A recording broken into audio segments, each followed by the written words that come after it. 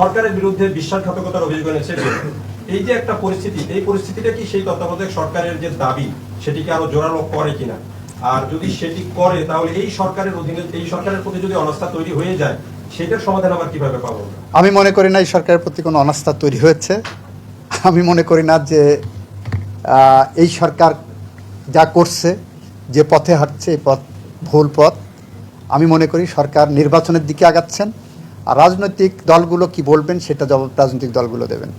আমি এখানে তত্ত্বাবধায়ক সরকারের সাংবিধানিকতা নিয়ে আলোচনা করছি। কিন্তু স্যার আপনি বলছেন যে তত্ত্বাবধায়ক আর কি মুমূর্ষু অবস্থায় আছে গণতন্ত্র, একমাত্র নিরাময় হচ্ছে তত্ত্বাবধায়ক সরকার ব্যবস্থা। তার মানে আইসিইউ থেকে জেনারেল ওয়ার্ডে আসতে হলে এই কেয়ারটেকার গভর্নমেন্ট সিস্টেমের মধ্যে দিয়ে আসতে হবে।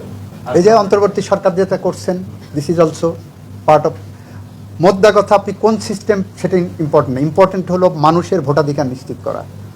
এবং এখানে রাজনৈতিক দলের নেতৃত্বে যে সরকার, তার আন্ডারে যে নির্বাচন, সেই নির্বাচন যে নিরপেক্ষ হতে পারে না, স্বচ্ছ হতে পারে না, মানুষের ভোটের অধিকার নিশ্চিত করতে পারে না, সেইটা গত 16 বছর ধরে প্রমাণিত হয়েছে। এবং এই রাজনৈতিক দলগুলো দেখেন, আজকে যারা তত্ত্বাবধায়ক সরকার ফিরাতে চাচ্ছেন, বিএনপি বলেন, জামাত বলেন, পাবলিক পারসেপশন আগামী নির্বাচন হলে এদের মধ্যে থেকে কেউ ক্ষমতায় আসবেন, এটা হলো পাবলিক পারসেপশন। বা এনসিপি বা জাতীয় পার্টি বা যারা নির্বাচন করেন সবাই কিন্তু আকাঙ্ক্ষা করে আমরা ক্ষমতায় আসবো। কিন্তু এই মামলায় যারা, যে সমস্ত রাজনৈতিক দলগুলো, বিশেষ করে বিএনপি এবং জামাত, এই দুইটা দল এই মামলায় পক্ষ আছে, অন্যরা পক্ষ হয়নি।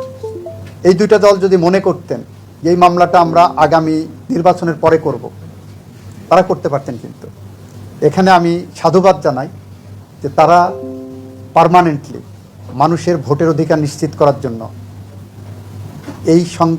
এই তত্ত্বাবধায়ক সরকারের উপরে যে রায় খায়রুল হক সাহেবরা দিয়ে গেছেন, সেই রায়কে চিরতরে বিনাশ করতে চাই, সেই রায়কে চিরতরে শেষ করে দিতে চাই। কারণ ওই রায় আমার গণতন্ত্রের জন্য একটা অন্যতম ক্যান্সার হিসাবে আবির্ভূত হয়েছে।